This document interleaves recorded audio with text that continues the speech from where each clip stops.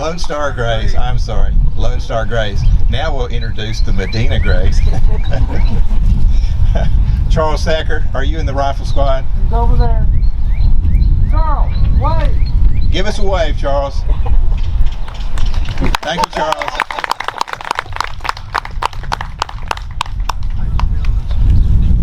No. Okay, I have one more special guest, and then we'll get on to the program today, which I'm really looking forward to. One other fellow that I want to recognize and his group, and they're here today. Michael and Tammy,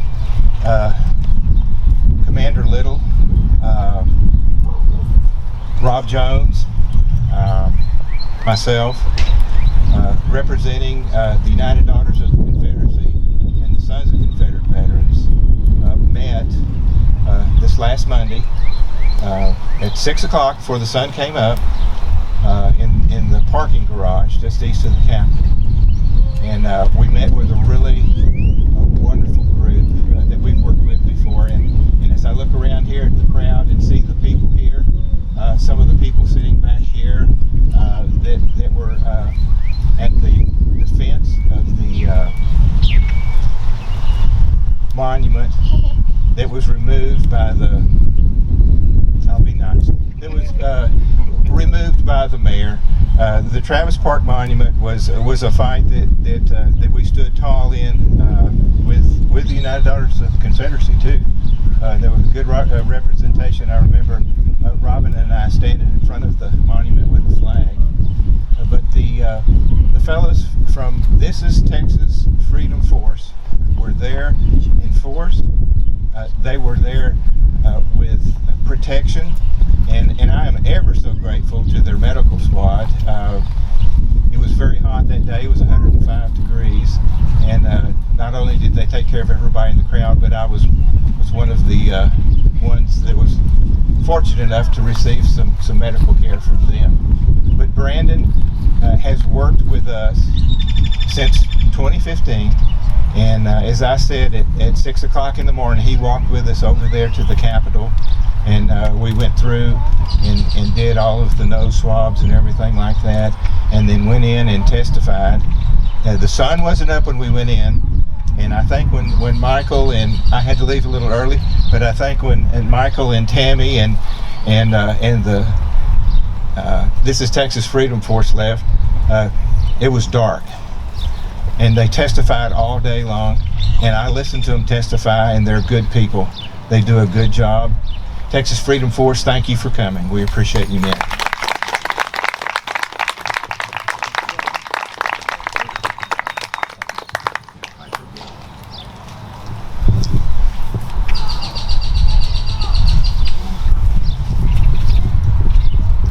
Okay, I would like to introduce Robin Terrazas, and she is the president of the Albert Sidney Johnson chapter, United Daughters of the Confederacy. And as I said before, she's an active daughter. I know you've seen her in the news. She's been on TV. She is a wonderful defender of our Confederate heritage. Robin, would you come forward at this time so we can recognize you? And then I would also ask you to introduce our speaker. Hello. I'd like to thank you all. Thank you for being here to honor not only those who are buried here in this Confederate cemetery, but those who are not. That's what our memorial is all about. The unknown, that we don't know where they were buried, but they did fight. Today, I have a very special person to introduce to you who has been by my side throughout this ordeal. Rita Schimpf is currently the historian for our chapter. She's a long-term member and an amazing researcher. She's got the drive that we all need to just keep this thing moving, and truly a great support. We've become great friends as we've come through this. One of the beautiful blessings of what we've been through. Rita, what else can I say about you? She is an artist, very talented designer, and just a wonderful person. And she, I think, will go down in history for telling and learning more about our history. I encourage her, and I know others have encouraged her to write more than one book, and it seems the list of what books she should write just keeps growing the more that she researches and the more she's involved. Rita? Great. Yay!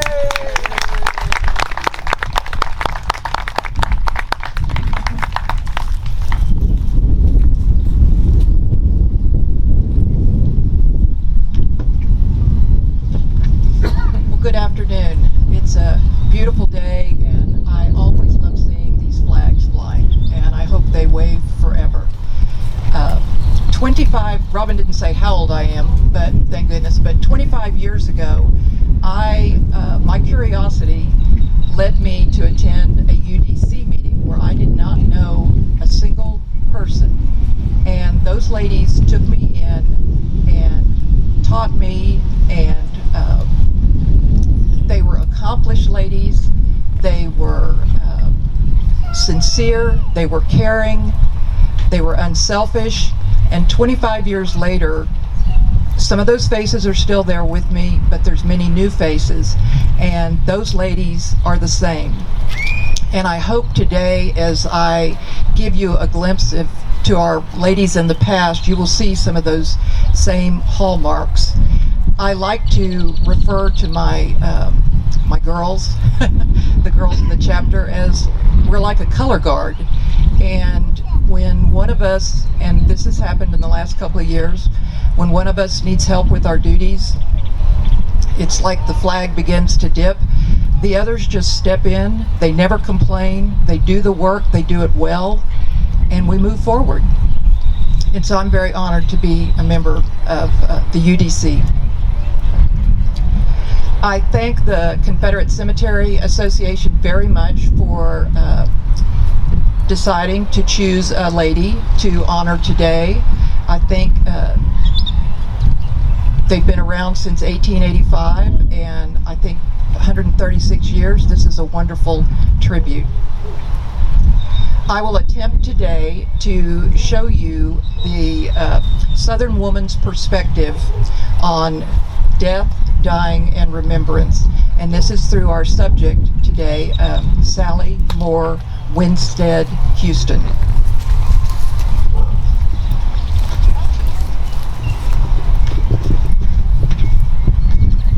Sally is buried here in our cemetery, right over there. And I think if you don't know who she is, most of us here do know that she was the driving force behind our Travis Park Memorial. She is the reason it happened, and she made it happen. In 1899, with a crowd of 5,000 people, she organized the laying of the cornerstone that also included the time capsule. This time capsule and cornerstone are laid in what is Travis Park. We know as Travis Park today, but what you may not realize is this was Sam and Mary Maverick's land.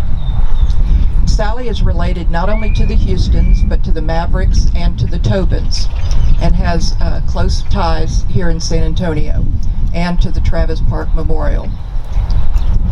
Sally came from early settlers in South Carolina. Her grandfather and her great-grandfather, James Moore, were both governors of the Carolinas when the Carolinas were still one. She was born in Alabama about 1843, and soon after that, she and her family moved to Camden, Arkansas. Her father was Lynn Moore. He was a steamboat captain, and his packets were cotton and passengers. Now, I realize that most of us have seen and heard that Sally was born in 1850. My research does not bear that out. But the census records from 1850, 60, and 70, and her first marriage license bear these out is about 1843. So I'm sticking to that right now. It might also be interesting to know that her second husband was born in 1850, and a lot of times ladies in this era, you didn't talk about your age and you didn't want to be older than you were, and so there, I don't know where the discrepancy comes from, but I'm going to stick with the 1843.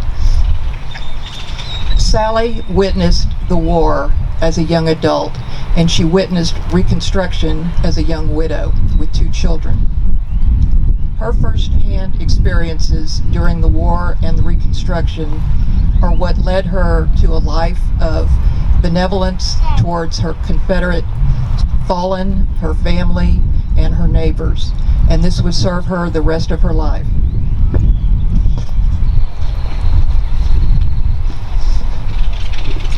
Not only were the war years and Reconstruction tough, but living in the harsh Arkansas Delta had left them with inadequate medical treatment, left them with swamp diseases and epidemics. Sally and her 4 siblings lost their father soon after the close of the war. Their mother, Emily Tobin Moore, had passed on before the war started. The oldest of these siblings would have been Octavia, and she married in 1855. A year after her father died, Sally married in 1867 Stephen Winstead. This lady was, in 4 short years, became a bride, a mother, and a widow with 2 children under the age of 2. In the 1870s, the cholera epidemic had spread from New Orleans all the way up the Mississippi and to the waterways of Arkansas. Sally's young husband, who died in 1871, may have been a part of this, the cholera or the yellow fever that also was prevalent. It's amazing to me that these young people had survived the war, and then it must have been extremely dismal to have so many of them cut down with disease and epidemics. On and off over the years, these siblings would show up in each other's homes when they needed. They show up in each other's homes during all the different censuses.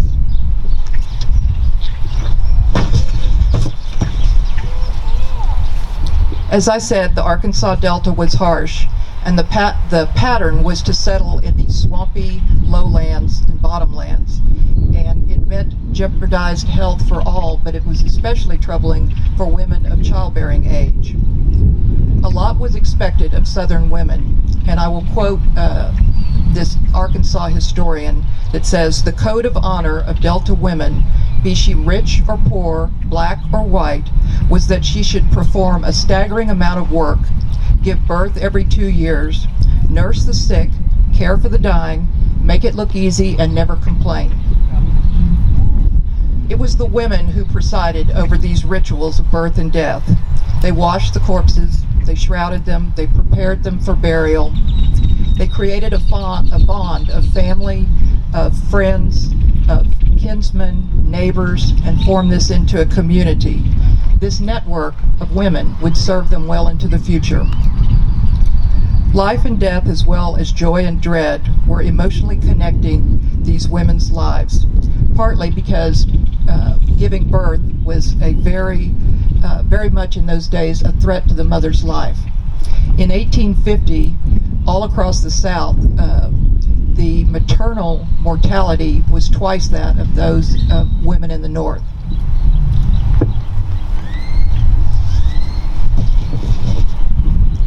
Women of the Delta had this in common with each other, this precarious balance of death and birth, and never knowing when it was going to happen. This shared perspective brought a reliance on one another. Black and white, they were always on call for each other. Their family, their kinspeople, their neighbors, no matter what time, day or night. This same historian wrote that death, like birth, was a social event in the Delta, and it was a violation of womanly honor, social responsibility, and community solidarity to allow an individual to be sick or die alone. Giving birth, rearing the young, nursing the sick, caring for the dying, tending the graves of the dead, did give women a special perspective on life, creating its own language and point of reference. Many ladies' aid societies were formed during the war years. These ladies sewed uniforms, they made flags, they dedicated flags, and they gave medical service.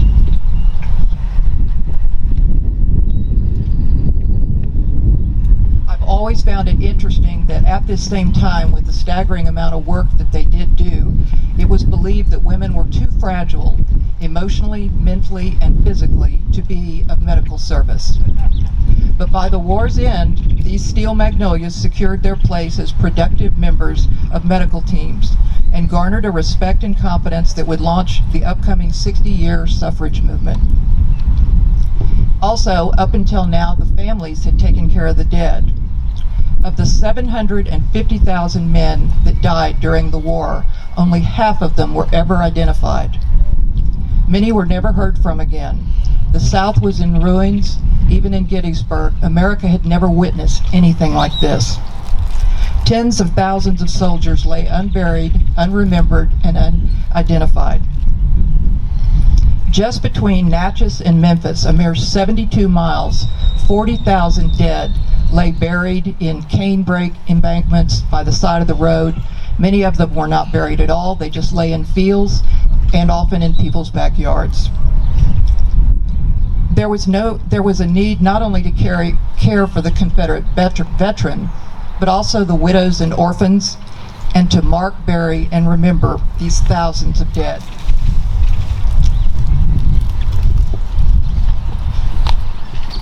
Sally and her sisters would have witnessed not only the war, but Reconstruction, and saw it in their power and their code of honor to minister to these people. This became the women's devotion. They already did it on a smaller scale. Now they could band together for the greater good.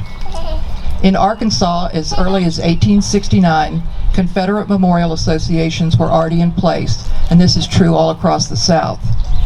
Sally's youngest sister, Bendette Tobin, had established herself in Austin with her doctor husband, who was also her first cousin. Sally, now a widow, must have found refuge with her sister and her other sisters, Alabama Proctor and Octavia McCullum, as they all ended up in Austin by 1880. It's during this time that Sally meets maverick descendant, senator and lawyer, Augustus Wayman Houston, and soon they are married in 1880 in Austin. A.W. attended Washington and Lee University. He developed a very close mentorship with the president.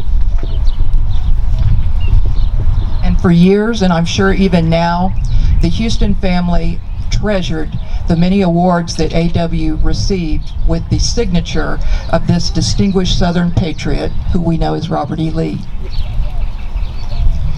Judge A.W. Houston is also known for introducing the bill that allowed the state of Texas to purchase the Alamo. In addition, he was heavily involved in the passing of the Equal Rights Amendment, or the Equal Rights Law, and this law allowed women to hold jobs at the state government level. His relations to the Houston and Maverick families gave he and Sally close ties to San Antonio, and they soon set up, as the paper called it, an expansive home on the corner of Pecan and Navarro across from Travis Park. Upon graduation in 1870 from Cumberland Law School, his father, Dr. Gray Jones Houston, gave him that property. That property also included 2 adjoining lots that are now part of St. Mark's Church.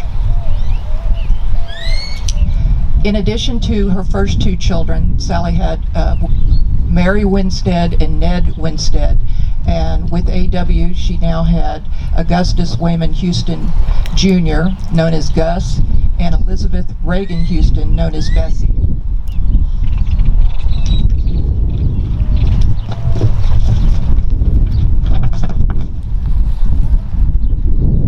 After 12 long years of Southern Reconstruction, it was apparent that medical aid, shelter, burials, and pensions that were available to the Northern veteran were not available to the Southern veteran. A federal tax had been implemented in the North to help pay for the war. Yet after the war, when the South had been readmitted to the Union, it was their tax dollars combined with the Northern tax dollars that allowed for 74 national cemeteries to be built. Before the war, there had never been any national cemeteries. But there was one caveat. The National Cemetery did not let Confederate veterans in, even though our tax dollars paid for it. The lot is still the same.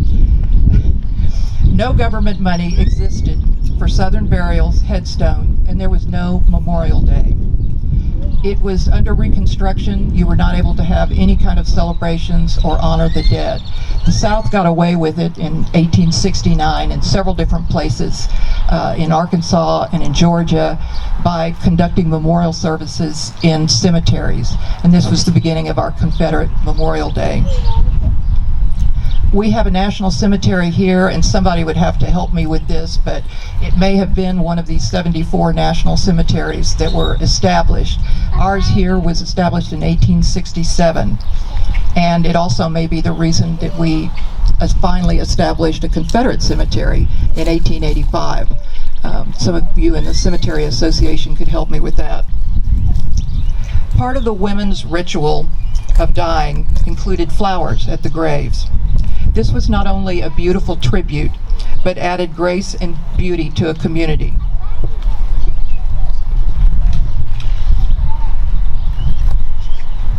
This should be seen as a public act, an effort to enhance the visual environment and to offer beauty to not only the family members, but to the passerbys. This enhancement applied not only to cemeteries, but to their yards and public spaces. This seemed to be a way to add order and beauty to their chaotic lives. The women, their rituals, and close bonds to one another were to become a natural progression into the next calling. This need for order and beauty coincides with the 1893 Chicago World's Fair and what was called the City Beautiful movement. Also, it coincides with the joining of these smaller ladies' aid societies with groups that were already known as the Daughters of the Confederacy. This became one grand, united Daughters of the Confederacy. Many Southern soldiers had been thrown into mass unmarked graves. The families had no headstone to visit, no place to remember their loved one or to lay flowers. Travis Park was the last place wives, mothers, sweethearts, and daughters saw their loved ones. Sally worked hard to secure that memorial in this particular spot because this memorial was to be their common headstone. It was also to bring art and culture to our city.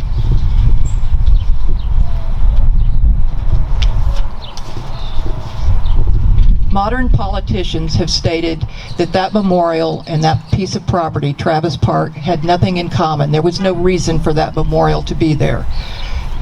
That memorials shouldn't be in downtown areas or public spaces. But nothing could be further from the truth. At the time that this spot was chosen, Travis Park was surrounded by beautiful homes and I think a church on almost every corner. Several of the Houston Maverick families had homes around Travis Park. As I told you, Sally and A.W. had one at the corner of Pecan and Navarro. And the area of Travis Park had belonged to Sam and Mary Maverick, and it was their orchard. During the war years, Sam and Mary offered this property to the city to be used as a Confederate campground, a muster site, a hospital, and some say even a cemetery. This Confederate muster site was not only for Bexar County, but it was for the surrounding counties, and I have found people as far away as Rusk County mustered in here in San Antonio. So this was the perfect site for the memorial. Sally and Mary Maverick were both charter members of the Bernard E.B. chapter of the UDC that had recently formed in 1896. They would have known each other intimately as relatives and also as UDC sisters.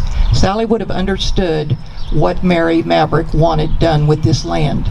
And Sally herself, not Sally, Mary herself, had 3 Confederate sons.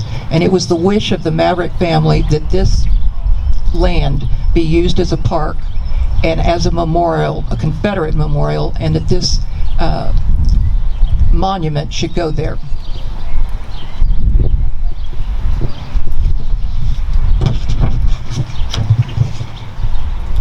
Sally was the chapter's first president, and she and a group of women, 250 strong, who at this time were not allowed to vote, were also, many of them, not allowed to own property, and at this particular time were not allowed to hold any kind of office, elected office, but they made fundraising strides during an impoverished time that were amazing.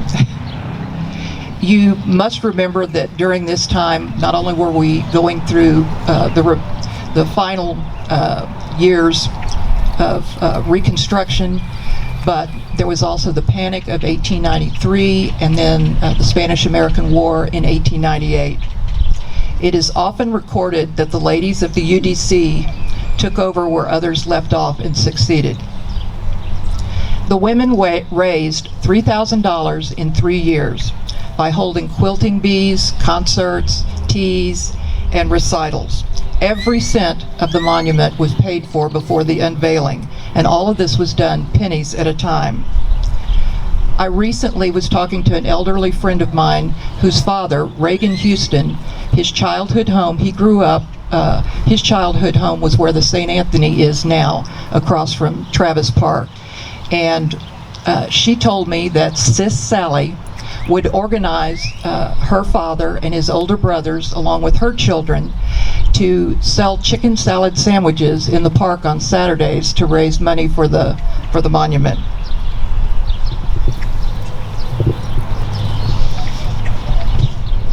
Sally's sister, Bendette Tobin, becomes very involved with the UDC in Austin, just as Sally became very involved here in San Antonio. Bendette founded the Albert Sidney Johnston chapter UDC in Austin, and it was they that helped raise funds for the Confederate Men's Home in 1886. Bendette later served 2 terms as UDC division president. Sadly, she died in office about the very time that our monument was being erected. One of Bendette's dreams was to have a Confederate home for women. And sadly, she died before this dream came true. But in 1908, it was realized, and Sally and the Bernardi B chapter were heavily supportive of this home in Austin. This home is only 4 of a Confederate women's homes that was ever built, and it is one of the only 3 that remains. Sally must have been the club woman extraordinaire. When I looked her up in newspaper clippings, she's all over the paper from the 1880s through the 1920s. She's part of the social scene, she's part of patriotic endeavors. She was in needle guilds and sewing guilds, but the majority of her work was patriotic and memorial, and it was noticed by those that surrounded her. As I told you, the B chapter had a huge ceremony in 1899 to lay the cornerstone and the time capsule. And the local Masons chapters here performed the elaborate ceremony of laying the cornerstone.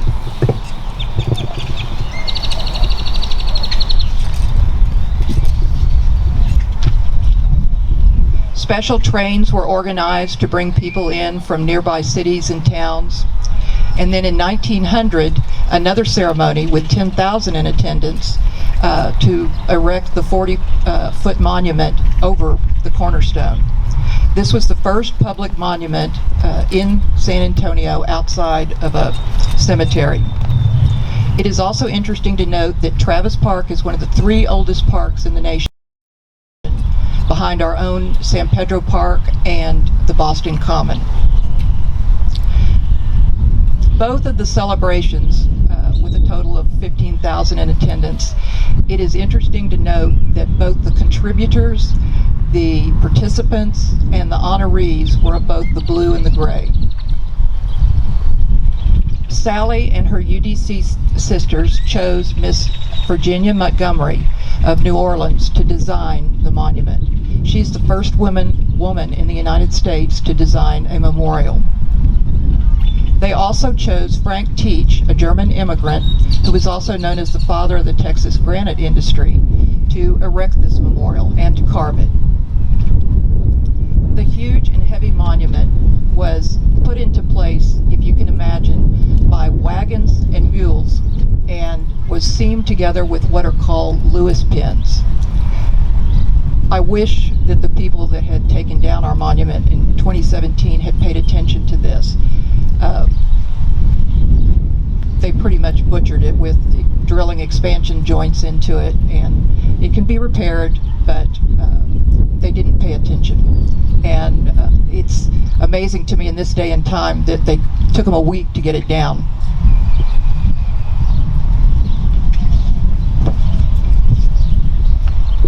Both Elizabeth Montgomery and Frank Teach's names are engraved on the base, but this isn't the only name to be engraved on the base. In 1909, the B chapter, in appreciation of Sally's drive and devotion to get this memorial erected, voted to have her name added to the base of the monument. One of the pleasures in doing research on this memorial was that, I don't know if he's here today, but I got to meet Rusty Mahan. He and I would meet down there regularly, and we would sift through mounds and mounds of old records. And one day he said, "Hey, you better come take a look at this." And he had found the original handwritten 1909 note on UDC stationery that was the daughters had petitioned, and they were advising the city of San Antonio their wish to put Sally Houston's name on the memorial. Sally is the only name that's ever been added to the base of the monument. The chapter did vote to add a Mrs. Young's name to the monument, because Mrs. Young was who was responsible. She was the inspiration and the driving force for organizing the Bernardi B chapter. But she declined. She said Sally's name was the only name that needed to be on there.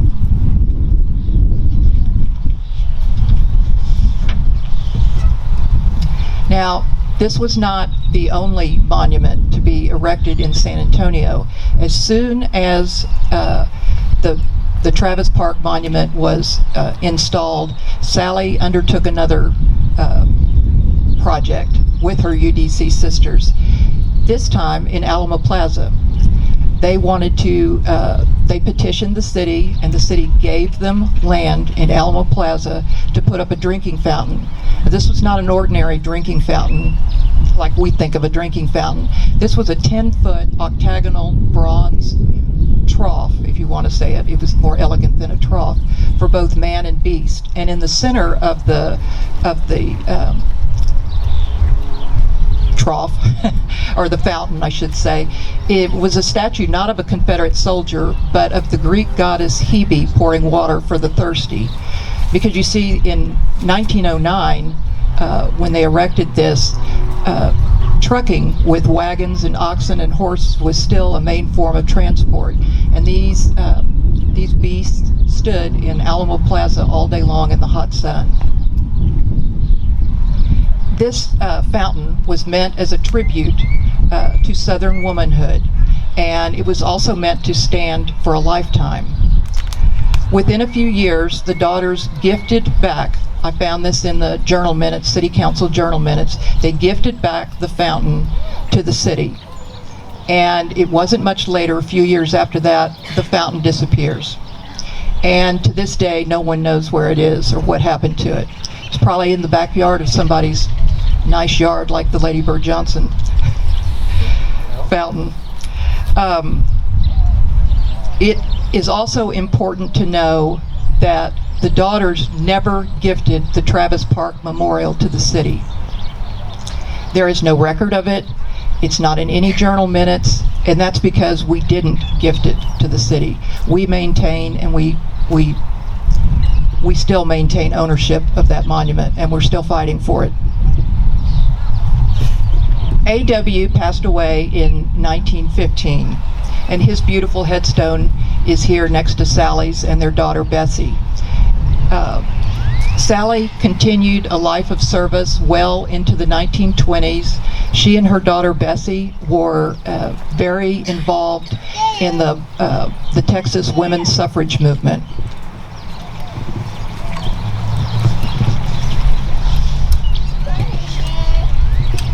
Sally passed away in 1928, and all of the homes, the beautiful, elegant homes that surrounded Travis Park, are no longer there. A few of the churches are no longer there. They've been made way for businesses and parking lots. And in 2017, the Confederate Memorial was removed. Sally was not unique in her drive and devotion to serve the fallen Confederate soldiers, to support our military, or to add beauty to her community. She was just conspicuous. Thank you very much.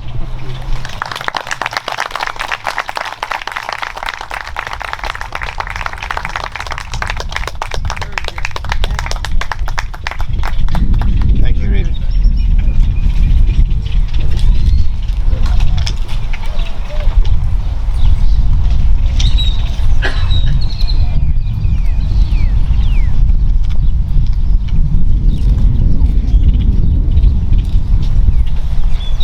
Joanne, are you ready for the wreath laying? Joanne Seiler will be leading the ladies in the laying of wreaths. Any other organizations that would like to lay a wreath at Sally's grave, we would ask that you rise at this time and go forward. The Confederate Cemetery Association would ask that the ladies of the Confederate rows go first, those dressed in black. There will be rose petals there for you to sprinkle on the grave. We ask that you wait until they lay the wreath, and then you may go forward and gather petals, and then any ladies in the crowd feel forward to go and pick up petals and respect Miss Sally. In the meantime, I'd ask that everyone be reverent and quiet.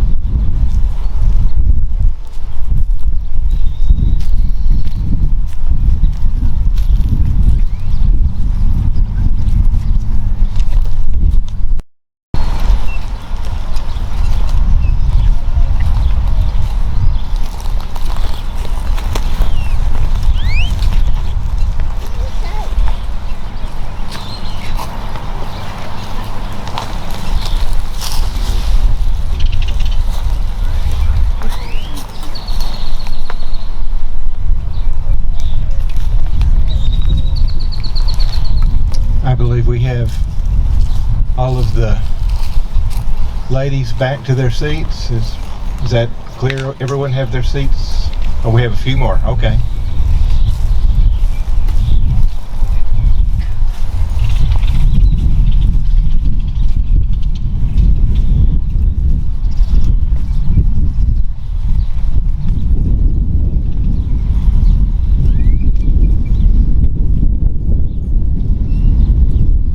Each year we recognize one fellow that is not actually buried in the Confederate cemetery. If you look over my left shoulder here, you will see an American flag just outside the cemetery, and the fellow is dressed in blue, and he is representing Sergeant Bowen of the 7th Michigan Infantry, Company C. After the war, he had an establishment in East San Antonio. His wife had a grocery store in the front, and he had, I guess you would call it a saloon or drinking establishment in the back. And he became friends with all of the Confederate veterans in the city of San Antonio, and it was a gathering place for those veterans. And they became friends. And they realized that in the area that you're seeing right here behind you, there were fellows there that did not have money for a burial. And he, being friends with this group, said, you may use my organization, my business, to finance a cemetery so that these fellows will have a place to be buried. And this is called the Stranger's Plot right here behind you. And Sergeant Bowen and his friends worked together to establish this Confederate cemetery. And as he got older, he realized that his health was failing, and the soldiers that were there, the Confederate soldiers that were there, offered to have him buried in the Confederate cemetery. And he said, even though you're my best friends, I respect the cause that you fought for, and I respect that we've become fellow veterans, and I would ask that I be buried next to you. And so that is why he is buried just outside of the city, in the city cemetery there. So in each year we fire a salute to Sergeant Bowen for his service to our Confederate veterans. I'm going to ask that Sergeant Gunn, would you fire a salute, please?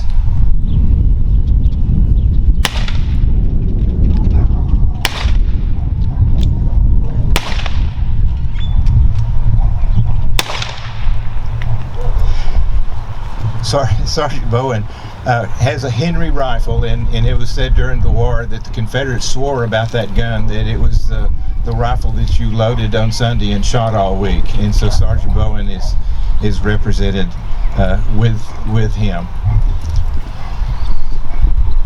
Captain Cheek, would you form the squad, present the rifles?